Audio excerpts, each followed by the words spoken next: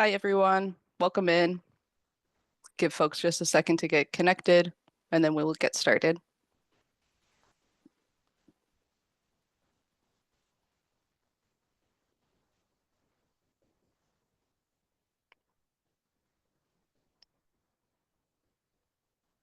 Still see folks joining. Just giving folks a second to get connected.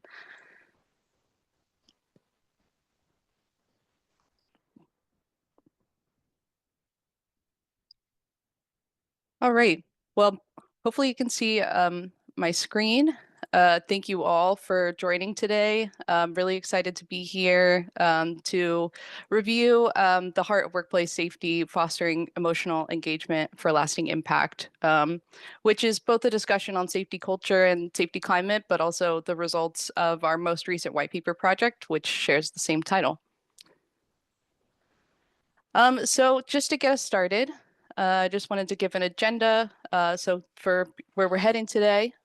So first I'll share a quick background of National Safety Council and who we are and why we're passionate about this work. Then we'll define the difference between safety culture and safety climate, because though those terms are often used interchangeably, they really mean different things, and understanding that difference is critical. Then we'll unpack the results of our 7th-month research project, which is exploring different engagement strategies used by EHS professionals to build a strong safety culture. And there are a few pieces to that. So we'll look at things like psychological safety, what it is, how to build it, and why it's foundational to a high-performing safety culture. We'll look at leadership and how leaders can model safety values in a way that resonates with the workforce. We'll focus heavily on storytelling and how it's used strategically to connect with people and move them towards safer behaviors.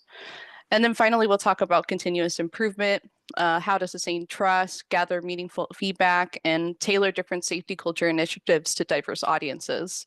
And then we'll wrap it up with some takeaways that hopefully you can bring back to your own organizations. So let's get started with our background here. So I wanted to take a moment to talk about the National Safety Council, or NSC. You might be familiar with our work, but in case you aren't, we are America's leading nonprofit safety advocate.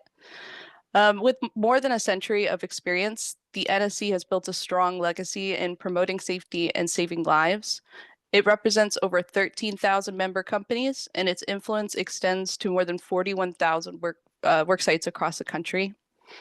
And at the heart of NSC's mission is a simple yet powerful goal, which is eliminating the leading causes of preventable death and injury so that people can live not just safely, but fully. Every program, partnership, and initiative is driven by that core belief that no one should have to risk their lives or well-being to earn a living or to get from point A to point B. The NSC doesn't try to do everything at once. Instead, it zeroes in on where it can make the biggest difference. So right now that's in the workplace and on our roadway. These are the two most common environments where serious injuries and fatalities occur, and also where the council's data-driven and people-centered approach can have the greatest impact. So from education and training programs to advocacy efforts and policy support, the NSC is continuously pushing forward smarter and more effective solutions for safety. And this mindset has created the focus under which all NSC employees operate, which is to save lives from the workplace to any place. One of my favorite parts about the NSC, and one thing I think truly sets the NSC apart, is its commitment to data-driven decision-making. So from the very beginning, the NSC has believed in the power of research to drive real change. This commitment dates all the way back to 1921, when the council published its first comprehensive analysis of public accidents. And since then, data has been the foundation for everything we do. So from program development and policy recommendations to safety campaigns and educational tools. Over the decades, the NSC has continued to evolve, pushing resources like Injury Facts, which is a publicly accessible data repository of workplace preventable injuries and deaths, and countless special reports. You can see some of those milestones featured here, from early black and white reports to more modern and interactive formats that we use today. These publications have become trusted references in the safety world and are relied on by industries, both lawmakers, and educators alike. But the goal has always been the same, which is to collect accurate and actionable data and use it to reduce risk, prevent harm, and ultimately save lives. The NSC doesn't just follow the data, they lead with it. Every recommendation, every training module, and every strategic initiative is rooted in careful analysis and rigorous research. And this is incredibly important at the NSC because, when the goal is things like zero preventable deaths, you can't afford to guess. So today I'm speaking to you as an employee of the National Safety Council, but also as a research associate for the Campbell Institute, which is just one of many membership opportunities that the NSC offers. The Campbell Institute exists with a really powerful mission, which is to be the trusted source for promoting EHS excellence.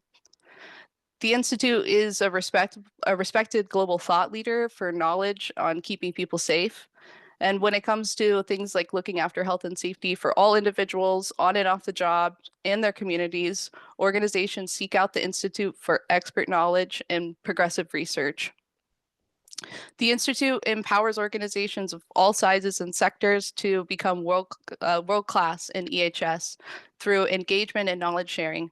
So no matter where they are on their safety journeys, we hope to inspire all organizations to attain and maintain the highest EHS standards through the gathering and sharing of our member best practices and lessons learned. This is the Campbell Institute community.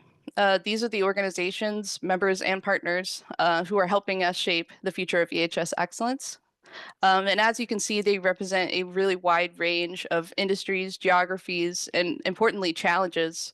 But they're united by this shared commitment to advance safety, to lead with innovation, and to continuously learn from each other.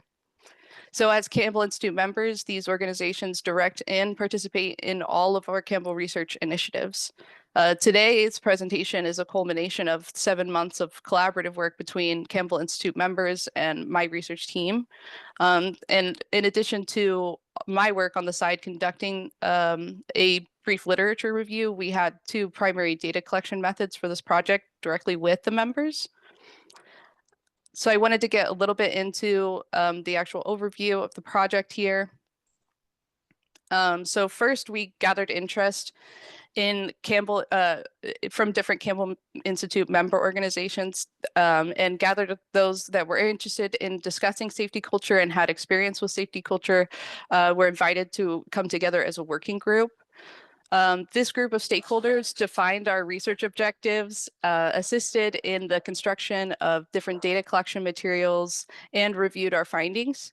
So this group was instrumental to the project design, and they provided things like subject matter expertise for analyzing data and identifying different themes. So huge thank you to every organization on this list for your contributions to this project. And second, we did a series of semi-structured interviews and focus groups with the following companies to explore their current safety culture practices. Really importantly, we also focus on different challenges with safety culture and successes. These different conversations gave us deeper insight into what was working, what was not, and where opportunities for growth existed across different sectors. Both of these methods were utilized to address the 2 primary research objectives, which were first to explore how different engagement strategies foster deeper employee connection to safety culture. And second, to identify practical applications and limitations of safety initiatives across industries, where we focused on things like implementation, feasibility, leadership consistency, and effectiveness. And by using this approach to address these objectives, we were able to uncover not just what organizations were doing, but why they were doing it and how it's landing with employees. This gave us a richer picture overall of the factors that truly influence safety culture and help us to surface different actionable insights. Before I get into those practical outcomes and the results of our semi-structured interviews and focus groups, I wanted to take a step back and review what we first accomplished as a group. And it was really defining the term safety culture versus the term safety climate. So a little bit of interesting knowledge that I didn't include in the actual write-up for this project. We asked all interviewees to define safety culture, and every single interviewee gave a different definition of safety culture when asked. And these weren't necessarily dramatic from each other in terms of how they were defined. There wasn't a ton of variability, but it really highlighted that this is a complicated topic, as you probably already know. And again, really emphasized how subjective safety culture is and can be, depending on who you're talking to, where they are in the organization, and where they are on their safety journey. For the purpose of this project, we combined these definitions and we utilized a prior Campbell Institute literature review on safety culture and climate, which is available on our website at thecampbellinstitute.org. We define safety culture as a collective mindset of collective mindset and behaviors within an organization that shape how safety is prioritized and practiced. So the really important piece here is that it's not just a set of rules and procedures, it's the underlying values and attitudes that influence how people act, make decisions, and respond to everyday risk. A strong safety culture influences behavior at every level. It drives the choices employees make, how leaders lead, and ultimately the outcomes that we see. Whether that's fewer injuries, stronger compliance, or just more open communication. It was reported out that safety culture has a huge impact across the organization on those varying levels. It also reflects more deeper long-term values. So organizations with a strong safety culture don't just talk about safety when something goes wrong. They actually embed it into their identity. It becomes a part of the way they do business and a part of who they are as an organization. And importantly, it shows up in different daily actions and unspoken norms. So you see it in the way that teams look out for one another, how openly people speak up about their concerns, and how leaders respond when things don't go as planned. That's when you know really that safety is more than a checklist. It's this shared commitment that the workforce, is committed to. And in the end, safety culture is really about people. It's about fostering this mindset that says that we care about each other and we are all responsible for keeping each other safe. When you look at when you look at the flip side of safety climate, you're really looking at more of how people in the organization perceive safety at a specific point in time. So it's essentially a snapshot or a moment in time reflection of how safe people feel, how supported they are, and how seriously safety is being taken in the present moment. Unlike safety culture, which is harder to change and more enduring, safety climate can shift pretty quickly. It's influenced by current events, leadership actions, recent incidents, or even things like workload and stress levels. If people feel rushed, ignored, or under pressure, safety climate can take a hit, even when the organization has a strong safety culture overall.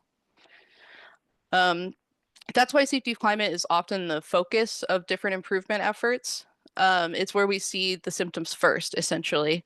It's if something's off in the day-to-day environment, for instance, if something communication breaks down or if workers feel like safety is being deprioritized, it tends to show up here in safety climate first. So by measuring and responding to safety climate, organizations can make timely changes, reinforce positive behaviors, and ensure that their long-term culture stays on track. In terms of how safety climate is measured, I really wanted to highlight one of the tools that the NSC offers, which is the Safety Barometer.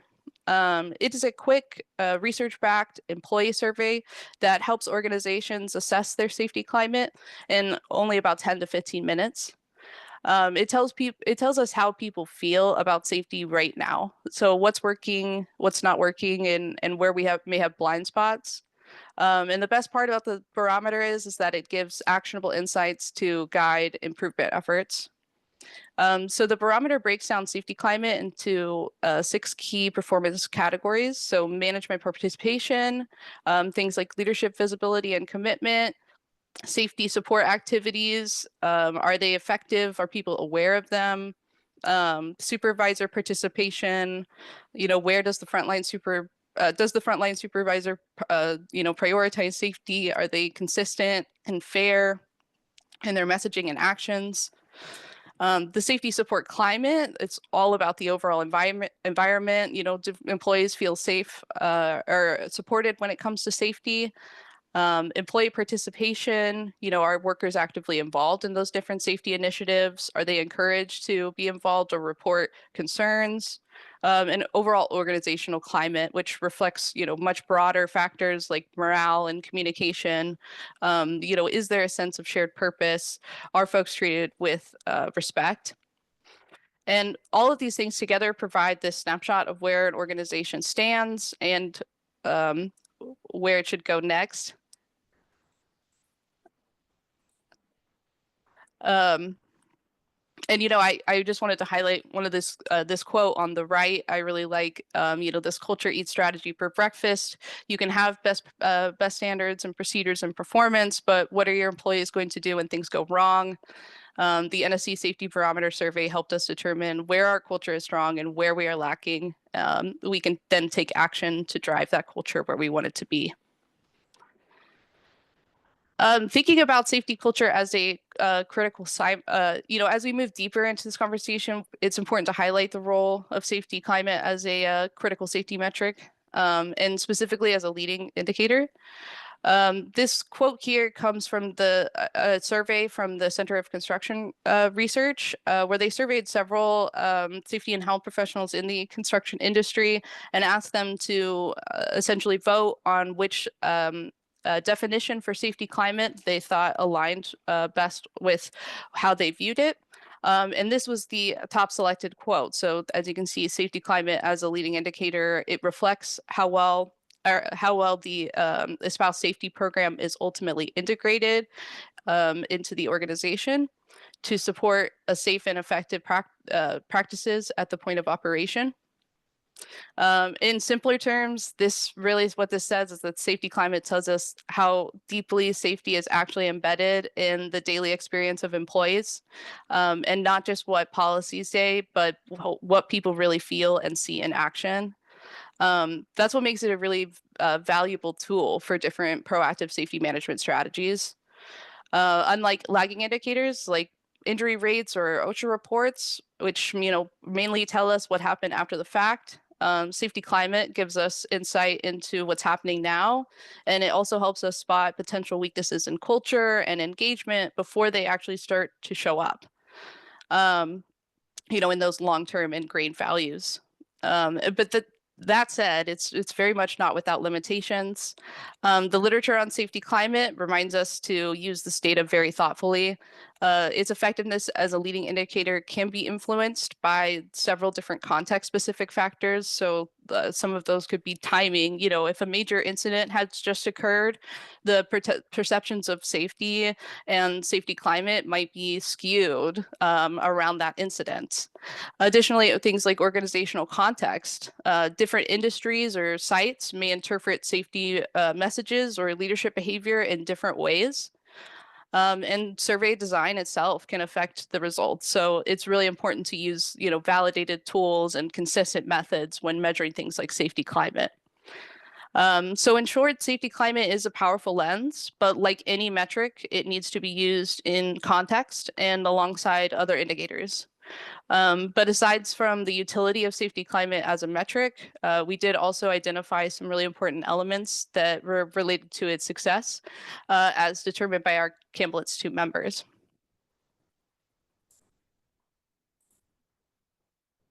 So one of them was psychological safety.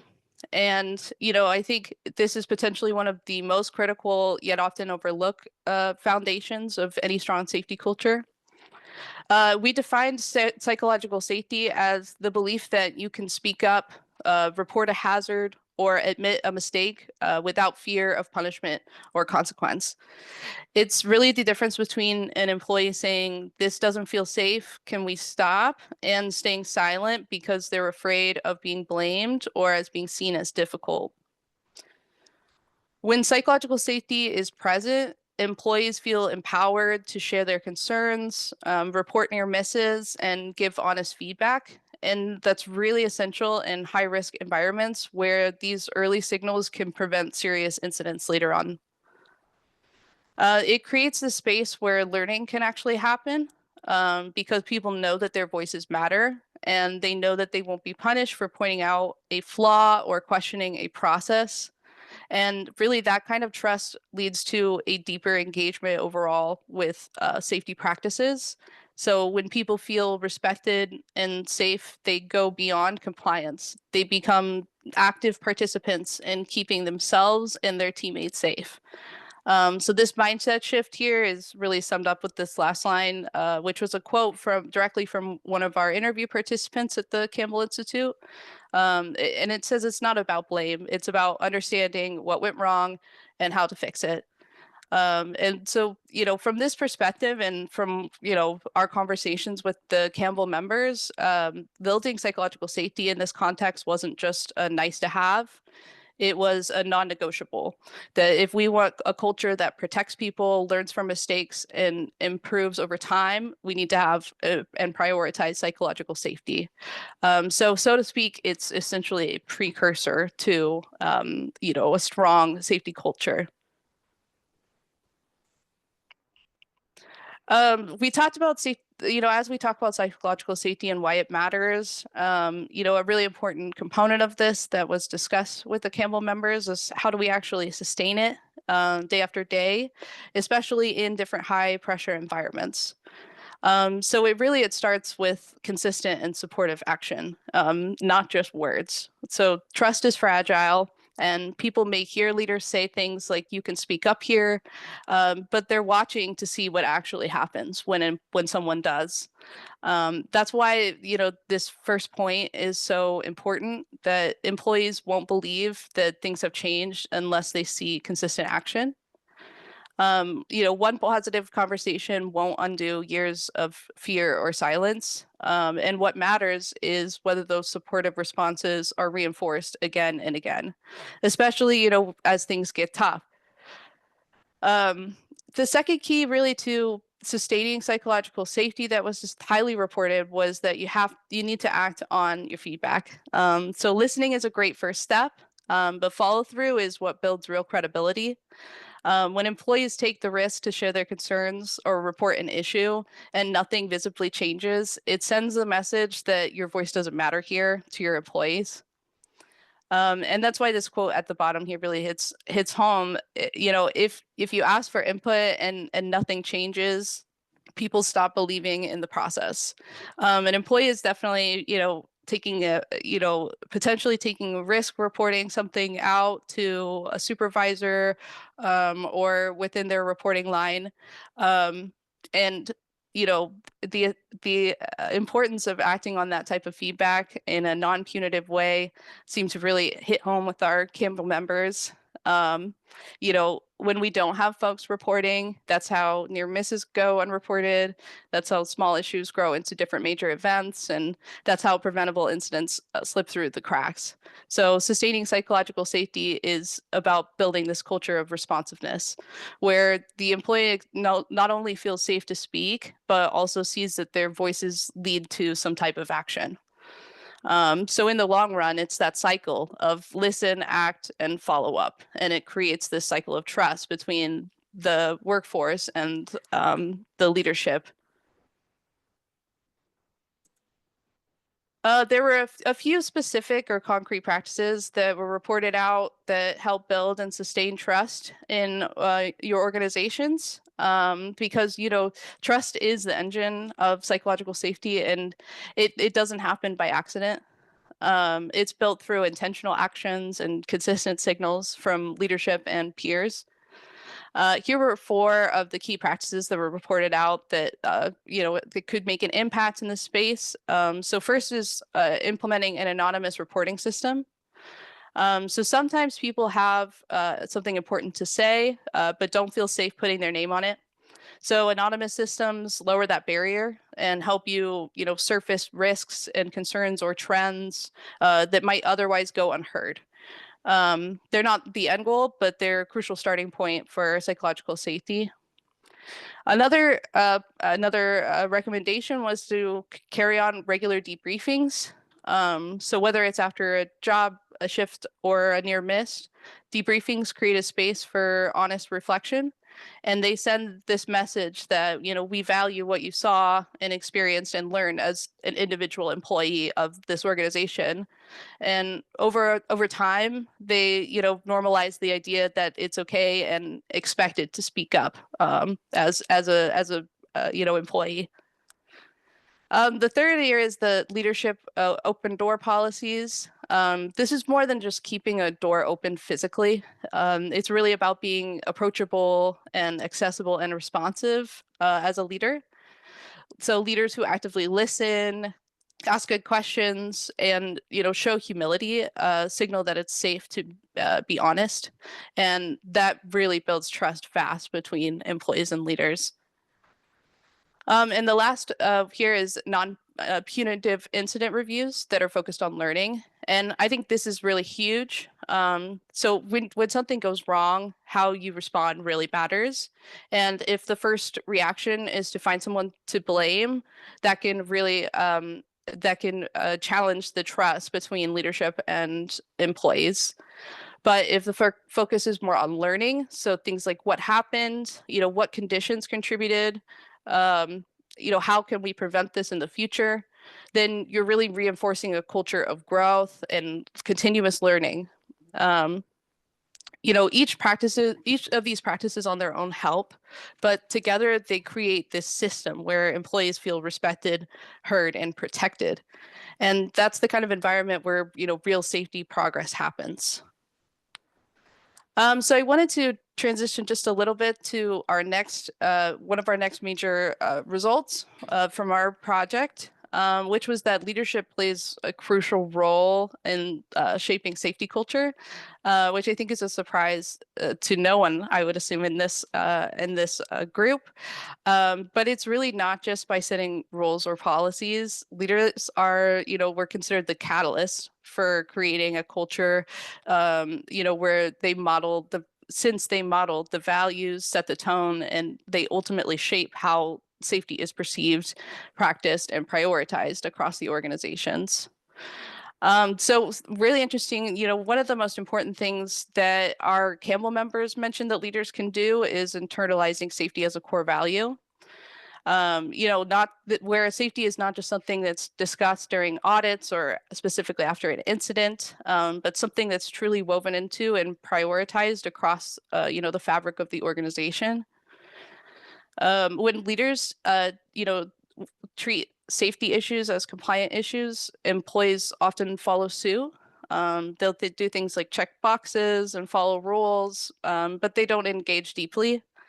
But when safety is framed as a shared organizational value tied directly to people's lives and well-being, it becomes a much stronger and more sustainable culture. And that kind of impact shows up in daily behaviors. So you can see, at the bottom here, our executives, they visit job sites and talk directly with workers about safety. No question that the leader in that situation was prioritizing safety as a core value and making sure that that's expressed and represented across the organization, so that they're having direct one-on-one conversations with varying levels of employee to make sure that that's really ingrained within their organization. It's really important to build trust and to prioritize different strategies to build it, but it's also really important to acknowledge what can erode trust, because trust is fragile and it takes time to build it, but really only one moment or decision can break trust. And in safety culture, when trust starts to slip, so do things like engagement and reporting and ultimately performance. Um, So let's walk through, some of the most common challenges reported out. Um, the first was inconsistency in leadership commitment. So when leaders don't walk the talk, or when safety feels like an afterthought, it sends a clear message. And as one interview participant mentioned, some leaders don't always see safety as part of the bigger picture. Maybe it's brushed off during, planning meetings, or it's not prioritized in different resourcing decisions. Whatever the form, the inconsistency chips away from the belief that safety is a core value at the organization. The second is, prioritizing production over safety. We've all heard versions of this, just get it done, we'll fix it later, or we don't have time for that right now. These types of messages, even if unintentional, can create dangerous trade-offs where, in employees' minds, they, are signaled that we care more about output than we do about you and your safety. And that's a mixed message that breeds, potentially breeds things that are more like cynicism, especially where those production-driven decisions lead to, incidents that could have been prevented. And and finally, when leaders don't follow the rules themselves, um, if a leader bypasses a safety protocol, skips PPE, ignores stop work policies, it sends this very clear message that the rules don't really matter, or really worse, that the rules are for you and not for me. So, what is the bottom line? It's the trust is built in these small daily moments through consistency, integrity, and action. And when those things slip, your employees notice. And when that trust breaks down, the entire safety culture suffers. So recognizing these challenges isn't about blame, it's about awareness. If we see them, we can address them. And if we address them, we can get closer to a culture that we're striving to build. One really interesting outcome of this work is that, it was reported out that leaders themselves can humanize safety through storytelling. So leadership has a profound ability to connect safety to personal experience. And that can have a really profound impact on fostering a culture of care. It helps employees reflect on their own commitment to safety, and it also can signal to your employee that you as the leader of the organization, wherever you stand within the organization, care about safety and can provide rationale for the why behind this matters to you as an individual. During this during our interviews, we had a story with from a participant who highlighted that their company president had shared the importance of prioritizing safety, and it started this story that this executive leader had told this story to this employee about how this had affected them deeply in a personal level, and why they were carrying these things in a different way when they were making strategic decisions at work. And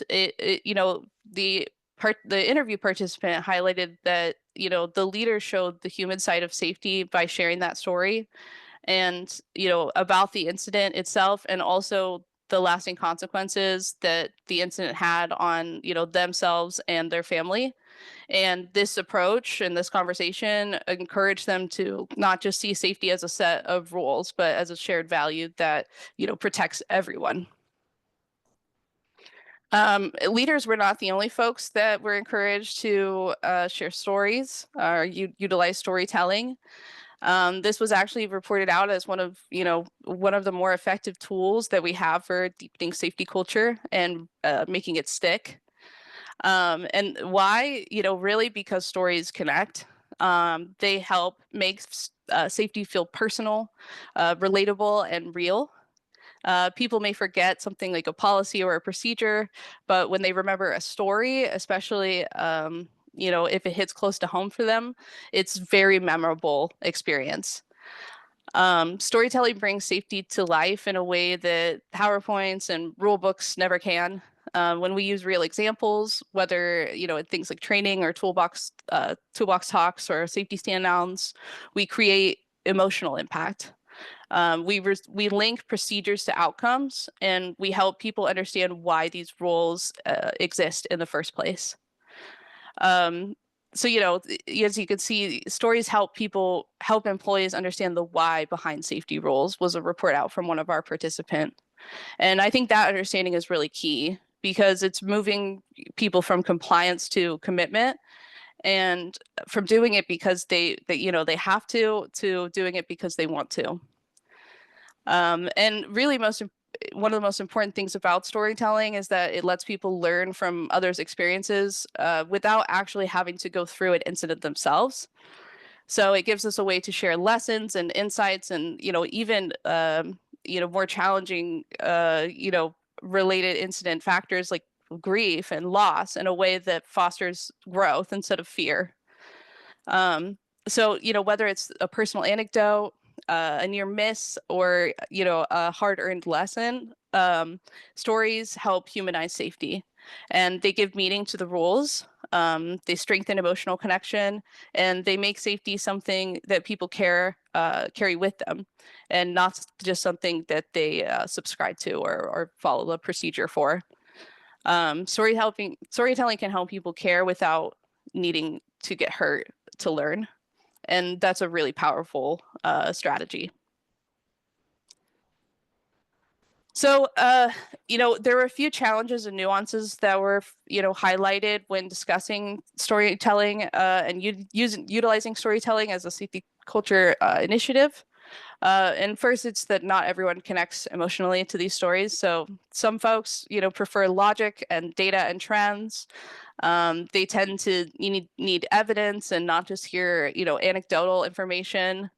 Um, Second, audience is really important. Frontline workers often resonate more with personal stories, and especially those, involving, people in similar roles to themselves. But leaders, they might respond more to how the story ties into business risk, operations, or reputation. So, audience is a really important consideration in this. And then finally, different cultural or role-based differences play a really big role in how, stories are received. What feels like powerful and authentic in one setting, might come across as over the top or even inappropriate in another. So always consider the tone, delivery, and context of stories. I'll get a little bit more into some of the more practical considerations or recommendations in just a few slides. But I also wanted to share some different strategies that were recommended or just mindsets, that are important to consider when, considering utilizing storytelling.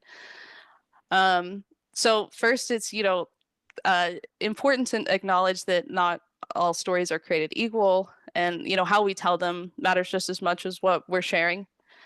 So in telling stories, the Campbell Institute members highly recommended that, we can pair stories with procedures and lessons learned. So a story by itself might grab attention, but pairing it with a relevant safety procedure or policy helps drive home this takeaway and promote this relationship between the procedure and the outcome. So after sharing what happened, you could ask things like what should have been done differently and what came from this, and, really turn that emotion into action and promote continuous learning. Second was a focus on emotional connection and actionable takeaways.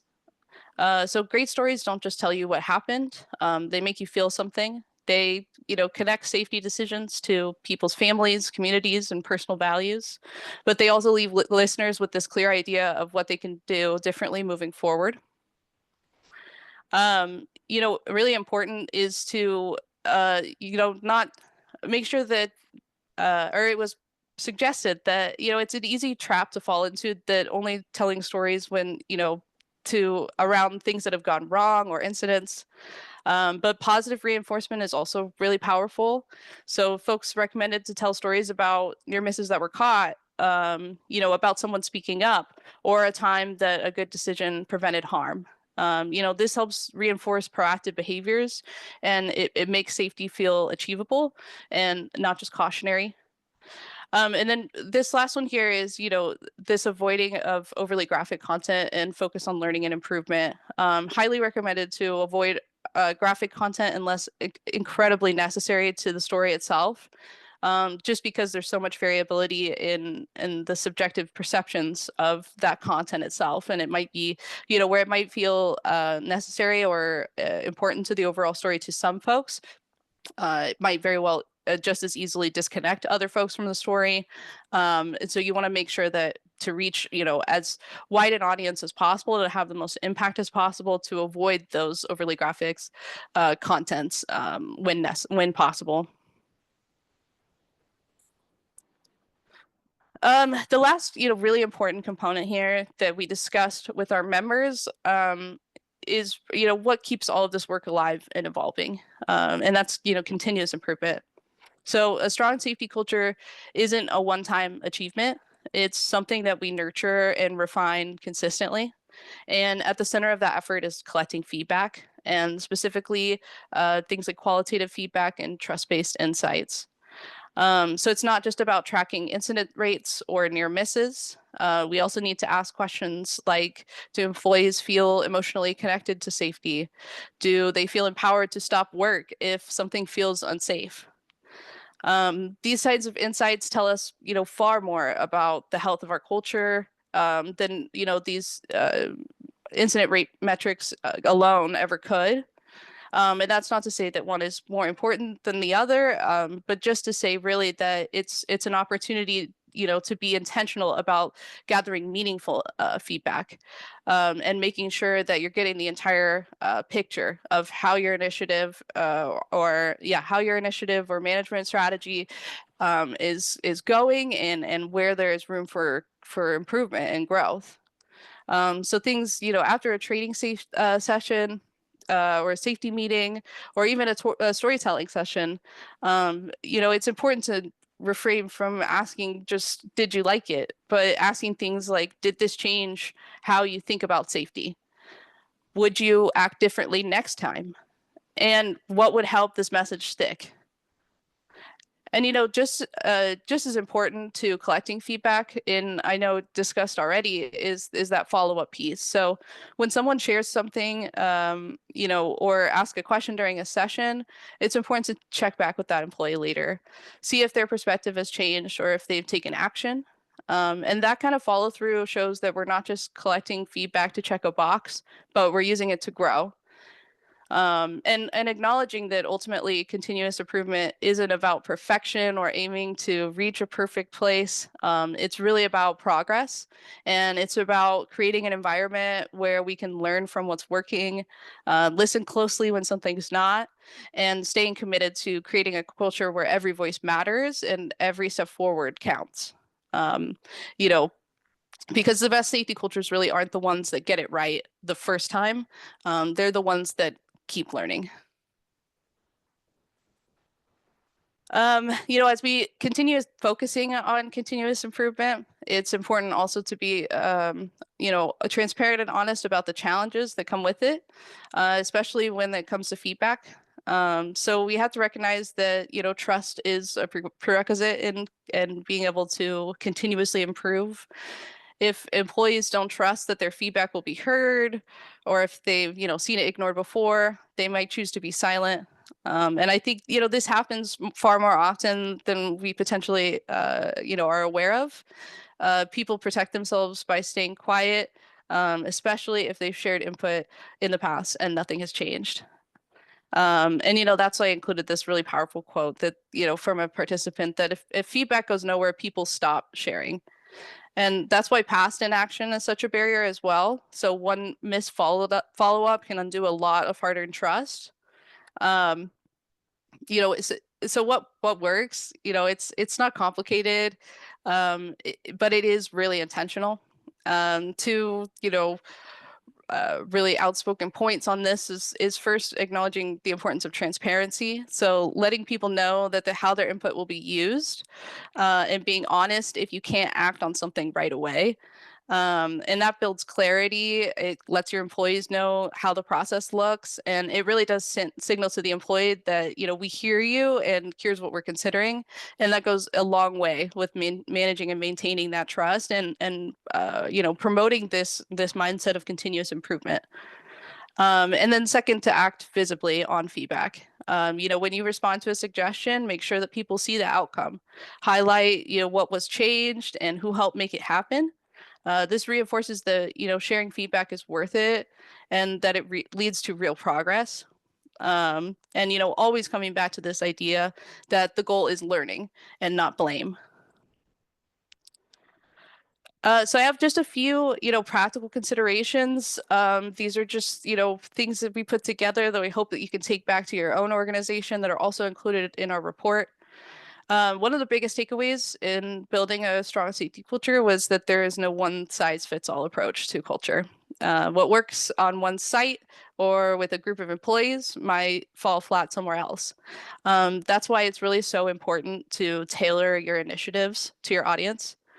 So we're all, we all process safety messages differently. Some employees respond best to data, leading indicators, trends, and metrics.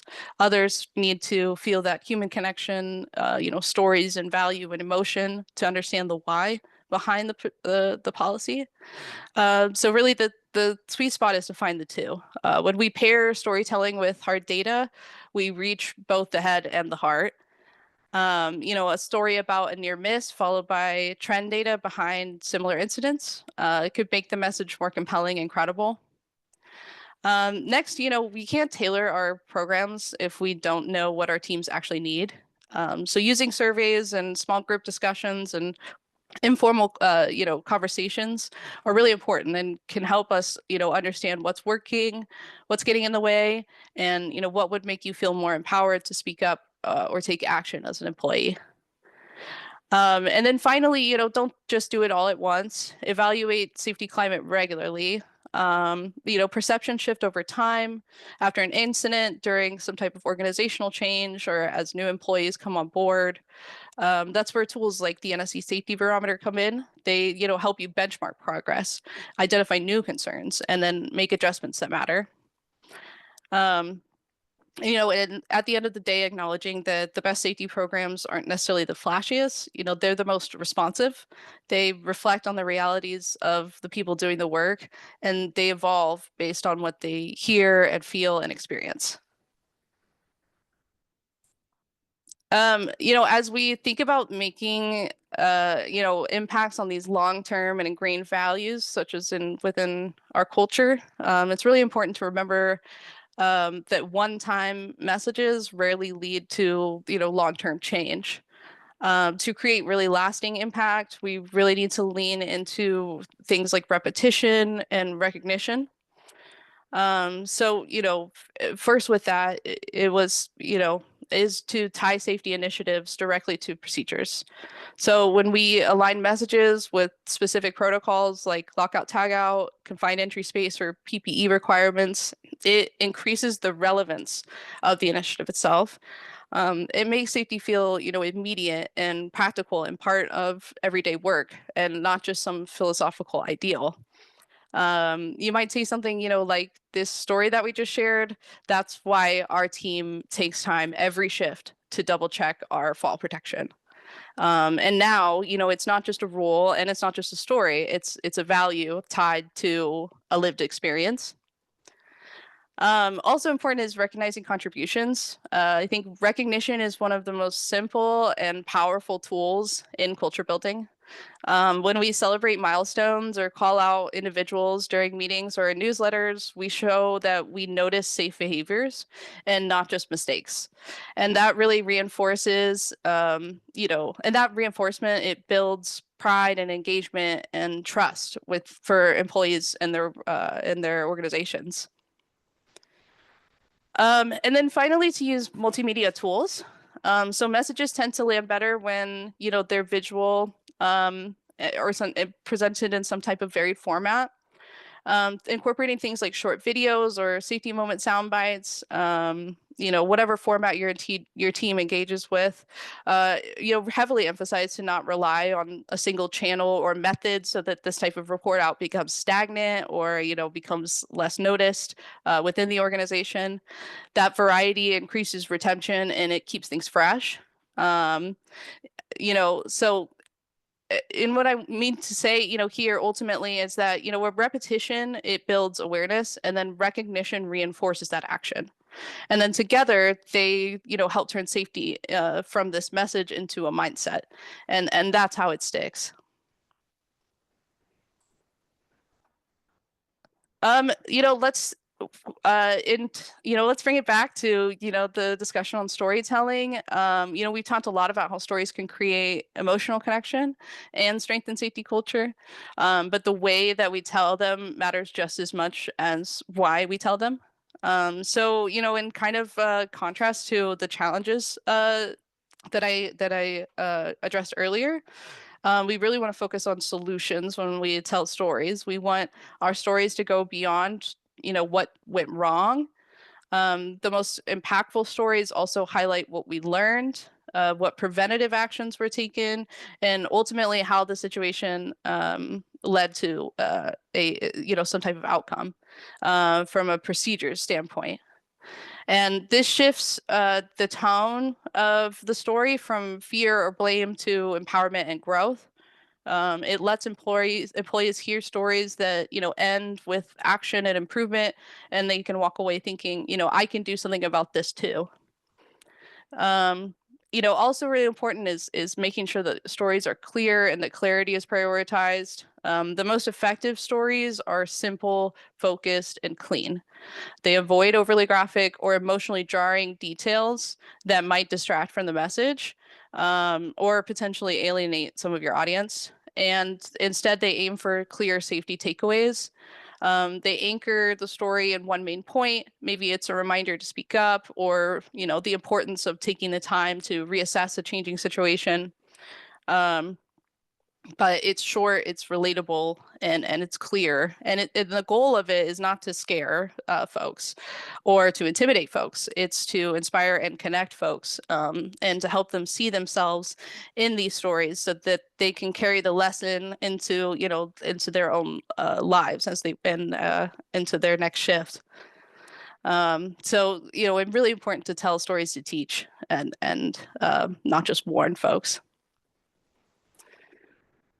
The National Safety Council put together a series called Safety is Personal, which I really wanted to share out with this group.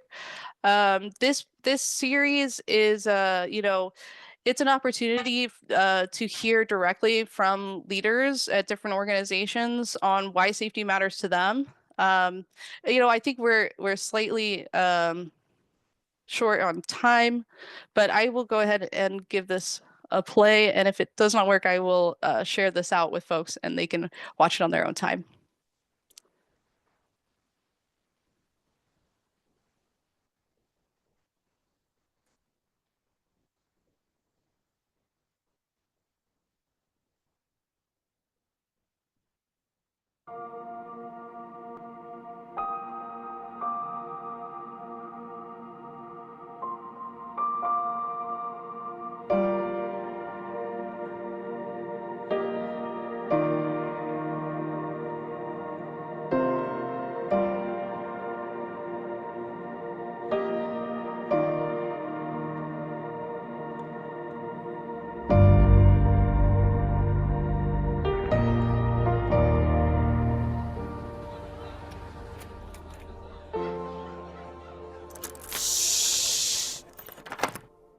Sorry I'm late, babe.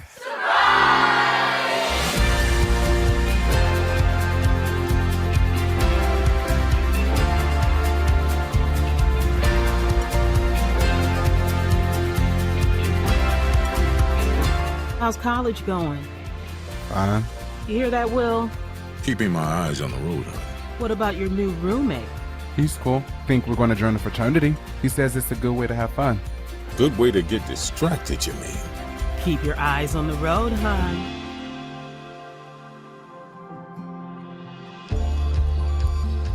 Hey, Joe, you all good? Never better. Coming up on 2 years sober. And Jenny's getting married this weekend. Can't believe she's all grown up. I'm just grateful to be back in her life. I'm so proud of you, Dad. I'm so proud of you.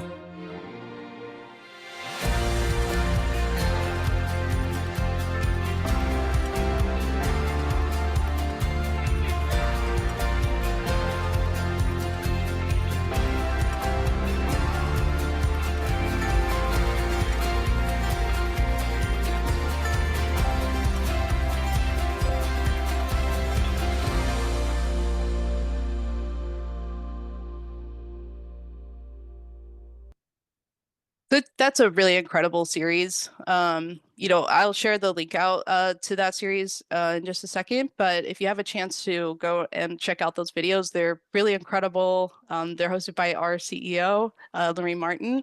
And if you're anything like me, I'd definitely bring some tissues. Just an incredible opportunity to share out, why safety matters to leadership and, and that's as we transition here, as we think about the importance of leadership, it's important because leaders set the tone. If we want strong safety cultures, it's got to start with visible leadership. Leaders are the model for dedicated passion and commitment to safety. When a leader cares about safety, it says, this matters to us. And if it matters to leadership, it tends to matter to everyone. Important next is, fostering empathy. This is, where our understanding that, folks make mistakes and systems create outcomes, and learning, not blame, are the types of things that help us improve.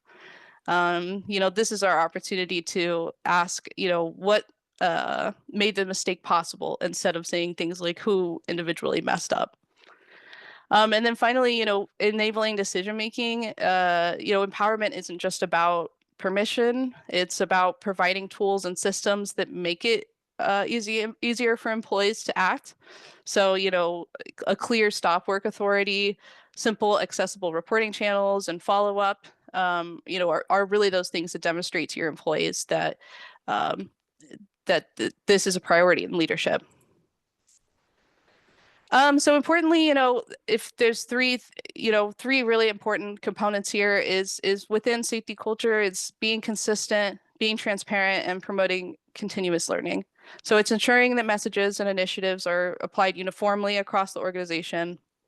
It's sharing safety updates and how feedback influence those decisions. And then it's treating, near misses as opportunities for improvement and not just failure. I want to share out just a few resources that I spoke on today during this webinar. They will be going into the chat as I slide through them. The first is the NSC Safety Barometer. So like I said, this is just one of many employee safety surveys that the NSC offers, but this one measures key areas involved in safety climate in a short 10 to 15 minute survey. So you'll see that in the chat, hopefully. The second is our Safety is Personal series. So the link that you'll be provided is directly to our website, where you'll be able to see the overview of the series itself. And then also you'll be able to see on one of those left tabs, the actual series with all of the different videos in it that have been done so far. The third is just our Campbell Institute website. And I wanted to give a huge shout out to these folks on the Campbell Institute team. This is the group that, makes it happen. Huge thank you personally to this group. And you will see that link come through. And then lastly, I wanted to share with you our white paper, the heart of workplace safety, fostering emotional engagement for lasting impact. And say thank you for, this opportunity to come and speak to you about, this work that we've done. And, highlight that in addition to, this webinar, we do have a member exclusive benefit coming up in July related to this topic. It will be a webinar style research practice presentation from one of our members, and it will be an opportunity to hear directly from them as they describe their own experience with safety culture and how to dynamically and systematically engage their workforce.